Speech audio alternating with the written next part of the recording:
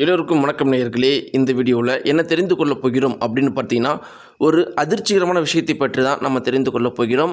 ரொம்ப முக்கியமாக super singer 11 ரசிகர்கள் ஒவ்வொருத்தருக்குமே இந்த ஒரு குறிப்பிட்ட தகவல் மிக பெருமளவுக்கு அதிர்ச்சியை அளிக்கும் அப்படிங்கிறதுல எந்த ஒரு மாற்று கருத்துமே கிடையாது.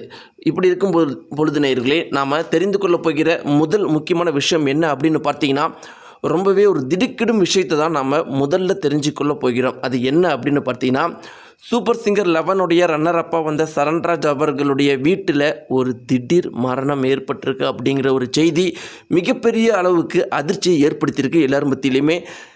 அந்த நபர் யார், எப்படி இறந்தார், இது போன்ற பல அதிர்ச்சி தரும் தகவல்களை நாம் முதல்ல தெரிஞ்சுக்க போகிறோம். இது குறித்து சரண்ராஜ் அவர்கள் ஒரு குறிப்பிட்ட அதிர்ச்சிகரமான விஷயத்தை வெளியே சொல்லியிருக்காரு. சரண்ராஜ் அவர்கள் என்ன சொன்னார் அப்படிங்கிறத பற்றியும், மேலும் சூப்பர் சிங்கர் 11 பற்றின பல முக்கியமான தகவல்களை நாம் தெரிஞ்சுக்க போகிறோம். வாங்க நேயர்களே, வீடியோக்குள்ள போகலாம். நீங்கள் நம்முடைய சேனலுக்கு புதியவராக இருந்தால் மறக்காமல் சப்ஸ்கிரைப் பண்ணிட்டுங்க. நேயர்களே, சூப்பர் சிங்கர் 11 எந்த அளவுக்கு நம்முடைய தமிழகத்தில் வெற்றிகரமாக நடந்து முடிந்திருக்கு அப்படிங்கிறது நம்ம எல்லாருக்குமே தெரிஞ்ச விஷயம்தான். இதற்கு முன்னாடி இல்லாத அளவுக்கு, இதற்கு முன்னாடி இருந்த 10 சீசனை விட இந்த 11ஆவது சீசன் பார்த்திங்கன்னா மிக பெருமளவுக்கு வெற்றியை அடைஞ்சிருக்கு. அதற்கு முக்கியமான காரணமாக எல்லாரும் என்ன சொல்கிறாங்க அப்படின்னு பார்த்தீங்கன்னா, இது வரைக்கும் இருந்த சீசன் எல்லாத்த விடையுமே இந்த சீசனில் ஒவ்வொரு கண்டஸ்டன்ஸுமே அந்தளவுக்கு அருமையாக பாடினதுனால தான் இந்த சீசன் இந்த அளவுக்கு வெற்றி அடைஞ்சிருக்கு அப்படிங்கிறது முக்கியமான விஷயம் நேயர்களே. இப்படி இருக்கிறப்ப சில பேருக்கு யோசிக்க தோணும், அது எப்படி இந்த சீசன் மட்டும் மிகப்பெரிய அளவுக்கு வெற்றி அப்படின்னு சொல்கிறீங்கன்னு சில பேருக்கு யோசிக்க தோணும். இப்படி இருக்கும் பொழுது நேயர்களே, இதை தான் டிஆர்பி அப்படிங்கிற ஒரு விஷயம் இந்த சூப்பர் சிங்கர் 11 அப்படிங்கிறது எந்த அளவுக்கு வெற்றி அப்படிங்கிறத நமக்கு காட்டுது. கொரோனா பீரியடுக்கு அப்புறம் பார்த்தீங்கன்னா டிவி பார்க்குறவங்களுடைய எண்ணிக்கை அப்படிங்கிறது மிகப்பெரிய அளவுக்கு குறைஞ்சிருக்கு அப்படிங்கிறது நம்ம எல்லாருக்குமே தெரிஞ்ச ஒரு விஷயம்தான். இப்படி இருக்கிறப்ப பார்த்தீங்கன்னா, கொரோனா டைம்லேருந்து சூப்பர் சிங்கர் அப்படிங்கிறடைய வியூஸ் டிஆர்பி அப்படிங்கிறது ரொம்பவே குறைவாகவே வந்துட்டு இருந்திருக்கு. இப்படி இருக்கிறப்ப இந்த 2026 எல்லாருமே என்ன நினச்சாங்கன்னா, வருஷம் சூப்பர் சிங்கர் பார்க்குறவங்களுடைய எண்ணிக்கையும் டிஆர்பியும் குறைஞ்சிக்கிட்டே வந்துட்டுருக்கு, கண்டிப்பாக 2026 குறைய போகுது அப்படின்னு நினச்சிட்டு இருக்கிறப்ப அவங்க நினச்ச மாதிரி அது நடந்துச்சு. ஆரம்பத்தில் ஸ்டார்டிங்கில் பார்த்தீங்கன்னா, இது வரைக்கும் இல்லாத அளவுக்கு சூப்பர் சிங்கர் 11 டிஆர்பி ரேட்டிங் ரொம்பவே கம்மியாக வர ஆரம்பிச்சிச்சு. ஆனால் நாளாக பார்த்தீங்கன்னா டிஆர்பி ரேட்டிங் 2020 இந்த கொரோனா டைமுக்கு முன்னாடி எந்த அளவுக்கு இருந்துச்சோ அந்த அளவுக்கு பார்த்தீங்கன்னா உச்சத்தை தொட்டிருக்கு. அதனால தான் ஒவ்வொரு விஜய் டிவியில் இருக்கிறவங்களுமே இந்த சூப்பர் சிங்கர் 11 மிக பெரும் அளவுக்கு வெற்றி அப்படின்னு சொல்கிறாங்க. அதே மாதிரி இந்த சூப்பர் சிங்கர் 11 விஜய் டிவி பார்க்குற நேயர்களை மட்டும் கிடையாது, பொதுவாகவே டிவி பார்க்குறவங்களுடைய எண்ணிக்கையை அதிகரிச்சிருக்கு அப்படின்னு பொதுவாக ஒரு கருத்து இப்போ நிலவிட்டுருக்கு. இப்படி இருக்கும் பொழுது நேயர்களே, இந்த சூப்பர் சிங்கர் 11 பற்றின ஒரு முக்கியமான விஷயம் என்ன அப்படின்னு பார்த்தீங்கன்னா, சரண்ராஜ் அவர்களுக்கு மிக பெருமளவுக்கு சப்போர்ட் இருந்துச்சு அப்படிங்கிறதுல எந்த ஒரு மாற்று கருத்துமே கிடையாது. அதற்கு முக்கியமான காரணம் என்ன, எதனால் சரண்ராஜ் அவர்களுக்கு இவ்வளோ பெரிய சப்போர்ட் இருக்குது அப்படின்னு பார்த்தீங்கன்னா, அவருடைய மண் வாசனை கலந்த பாட்டு தான். அவருடைய பாட்டு அப்படின்னு பார்த்தீங்கன்னா, இளையராஜாவுடைய பாடல்களை நேரடியாக நம்ம கேட்கும்போது இருக்கிற அந்த இன்பத்தை விடவும் இவர் பாடுற பாட்டு ரொம்பவே இன்பமயமாக அந்தளவுக்கு பார்த்தீங்கன்னா இவர் சூப்பராக பாடினார். அதனால தான் இவருக்கு அதிகப்படியான ஃபேன்ஸ் இருக்க ஆரம்பித்தாங்க.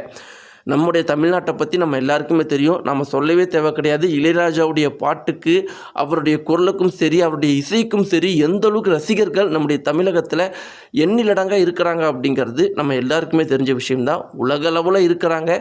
வெறும் தமிழ் ரசிகர்கள் மட்டுமா அப்படின்னு பார்த்தா அதுதான் கிடையாது. இந்தியா முழுக்கவுமே வேற்றுமொழி பேசுகிறவங்க கூட இளையராஜாவுக்கு ரசிகர்களாக இருக்கிறாங்க அப்படிங்கிறது நம்ம எல்லாருக்குமே தெரிஞ்ச விஷயம்தான். அப்படி இருக்கிறப்ப அந்த பாட்டை, இளையராஜாவுடைய பாட்டை ஒருத்தர் பாடியிருக்காரு, அதை விட ரொம்பவே அழகாகவும் ரொம்பவே மெருகேற்றியும் பாடியிருக்காரு அப்படின்னா அந்த நபருக்கு எந்த அளவுக்கு ரசிகர்கள் பட்டாளம் உருவாகுவாங்க அப்படிங்கிறது நம்ம சொல்லவே தேவை கிடையாது. அந்த அளவுக்கு பார்த்தீங்கன்னா சரண்ராஜ் அவர்களுக்கு நம்முடைய தமிழகத்தில் மிக பெரும் அளவுக்கு ரசிகர்கள் பட்டாளம் உருவானிச்சு. எல்லாருமே யார் வெற்றி பெறுவாங்க அப்படின்னு நினச்சாங்கன்னா சரண்ராஜ் அவர் தான் வெற்றி பெறுவார் அப்படின்னு கண்ணை மூடிக்கிட்டு எல்லாருமே இருந்தாங்க. சரண்ராஜ் ரசிகர்கள் ஒவ்வொருத்தருமே மிக பெரும் அளவுக்கு சந்தோஷமாக இருந்தாங்க. இந்த வருடமாவது நாம் ஆசைப்பட்டவங்க, நாம் ரசித்த, நமக்கு எல்லாருக்குமே பிடிச்ச சரண்ராஜ் வெற்றி பெற போகிறாரு அப்படின்னு எல்லாருமே ஆவலாக எதிர்பார்த்துட்டு இருக்கிற இந்த ஒரு தருணத்தில் பார்த்தீங்கன்னா நிக்கில் அவர்கள் வெற்றி பெற்று விட்டார். இந்த ஒரு விஷயம் பார்த்தீங்கன்னா சரண்ராஜுடைய ரசிகர்கள் மத்தியில் மிக பெருமளவுக்கு கோபத்தையும் ஆத்திரத்தையும் ஏற்படுத்தியிருக்கு. ஏப்பா, நாங்கள் சரண்ராஜ் தான் வெற்றி பெறுவோம் அப்படின்னு சொல்லிட்டு அவ்வளோ ஆர்வமாக, அவ்வளோ சந்தோஷமாக, அவ்வளோ ஆசையாக இருந்தோம். ஆனால் மீண்டும் எல்லா வருடத்து போலவும் இந்த வருடம் வந்து நாங்கள் அதிகமாக ஆதரவு தெரிவிக்காத யாரோ ஒருத்தரை நீங்கள் இந்த முறையும் வெற்றியாளராக அறிவிச்சிட்டீங்க அப்படின்னு மிக பெரும் அளவுக்கு கோபத்தில் சரண்ராஜுடைய ரசிகர்கள் இருந்தாங்க. அதற்கு பார்த்தீங்கன்னா சரண்ராஜ் அவர்கள் முற்றுப்புள்ளி வச்சுட்டாரு. நிக்கில் அவர்களுடைய வெற்றியை நீங்கள் கிண்டல் படுத்துறது அப்படிங்கிறது உழைப்பை அவமானப்படுத்துறதும் சரி, இல்லை எனக்கு ரசிகர்களாக இருக்கிறவங்க யாருமே அதை பண்ண மாட்டாங்க, அப்படி பண்ணால் அது என்ன அவமானப்படுத்துகிற மாதிரி தான் அப்படின்னு சரண்ராஜ் அவர்கள் சொல்லியிருந்தார். இவர் இப்படி சொன்னதுனால என்ன ஆச்சு அப்படின்னு பார்த்தீங்கன்னா, தமிழ்நாட்டில் ஒரு வாரம் கிளம்பின அந்த பூதங்கம் அணைஞ்சிருச்சு. ஒரு வாரம் நிக்கில் ஏமாற்றிட்டாரு, சரண்ராஜ் தான் வெற்றி பெறணும் அப்படின்னு சரண்ராஜ் அவர்கள் கொந்தளித்து பல கமெண்ட்டுகளை தெரிவிச்சிட்டு இருந்தாங்க. இவர் இப்படி சொன்ன உடனே இப்படி கிளம்புற அந்த கருத்துக்கள்லாம் வந்து அணைய ஆரம்பிச்சிச்சு, அப்படியே குறைஞ்சிருச்சு. இப்படிலாம் இருக்கும் பொழுது நேயர்களே, ரொம்பவே முக்கியமான விஷயம் என்னென்னா, சரண்ராஜ் அவர்கள் இந்த அளவுக்கு மெச்சூரிட்டியாக கருத்துக்கள் சொல்ல ஆரம்பித்த உடனே வந்து பார்த்தீங்கன்னா வந்து எல்லாரும் என்ன நினச்சிட்டாங்க அப்படின்னா, சரண்ராஜ் அவர்களுக்கு 2வது இடம் வந்ததில் மிகப்பெரிய அளவுக்கு எந்த ஒரு கவலையுமே கிடையாது. ஏன்னா கவலைப்படுற எந்த ஒரு நபராலையுமே இந்த அளவுக்கு மிகப்பெரிய விஷயங்கள்லாம் சொல்ல முடியாது.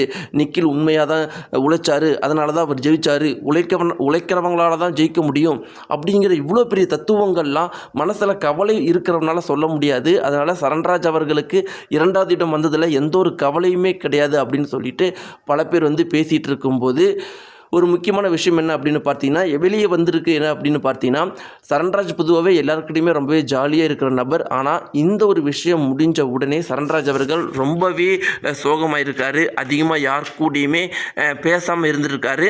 ஏன்னா அவங்களுடைய நண்பர்கள் கூட என்ன சொல்லுவாங்கன்னா, சரண்ராஜ் தான் வந்து ரொம்பவே ஜாலியாக பேசி எங்கள் எல்லாத்தையுமே சிரிக்க வைப்பான். பொதுவாக அந்த செட்டில் ரொம்பவே அமைதியாக இருப்பான். ஆனால் செட்டை விட்டு வெளியே வந்த உடனே சரண்ராஜ் அவர்கள் மட்டும்தான் எங்களுக்கு டைம் பாஸு. ஆனால் இந்த ஒரு ஷோ முடிஞ்ச உடனே அவன் சோகமாக இருக்கிறத எங்களால் புரிஞ்சிக்க முடியுது.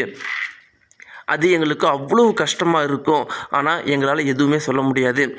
இப்படி ஒரு சுச்சுவேஷனில் இருக்கும்போது தான் நேயர்களே, சரண்ராஜ் அவங்களுடைய அம்மா தான் பார்த்தீங்கன்னா சரண்ராஜ் அவர்களை நீ வெற்றி அடைகிறத விட நீ தோல்வி அடைகிறத விட எது முக்கியம் அப்படின்னு பார்த்தீங்கன்னா, நீ வந்து முயற்சி பண்ணுறியா அப்படிங்கிறது தான் முக்கியம். அதுக்காக தான் நான் உன்னை பார்த்து பெருமைப்படுவேன், அதுக்காக தான் நான் சந்தோஷப்படுவேன். அதை நீ என்னைக்கு தவற விடுறியோ அன்னைக்கு தான் நான் உன்னை நினச்சி கவலைப்படுவேன்.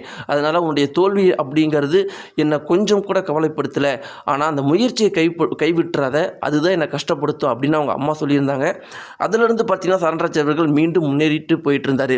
என்னதான் நேயர்களே, இந்த தோல்வி அப்படிங்கிறது சரண்ராஜ் அவர்களை ரொம்பவே பாதிக்கலை அப்படின்னாலும், அவங்களுடைய அம்மாவை ரொம்பவே பாதிக்கலை அப்படின்னாலும், சரண்ராஜோட குடும்பத்தில் ஒரு குறிப்பிட்ட வயதான முதியவர் பார்த்திங்கன்னா ரொம்பவே ஆர்வமாக இருந்தாராம். சரண்ராஜ் வந்து கண்டிப்பாக வெற்றி அடைஞ்சிடுவான், சரண்ராஜ் வெற்றி அடைஞ்சதை பார்த்துட்டு தான் அவருக்கு மரணமே, நான் சாகவே செய்வேன், அதனால் அந்த உயிரை கையில் பிடிச்சிக்கிட்டு பார்த்தீங்கன்னா சரண்ராஜோடைய ஃபைனல்ஸை அவ்வளோ ஆர்வமாக பார்த்துட்டு இருந்தாராம்.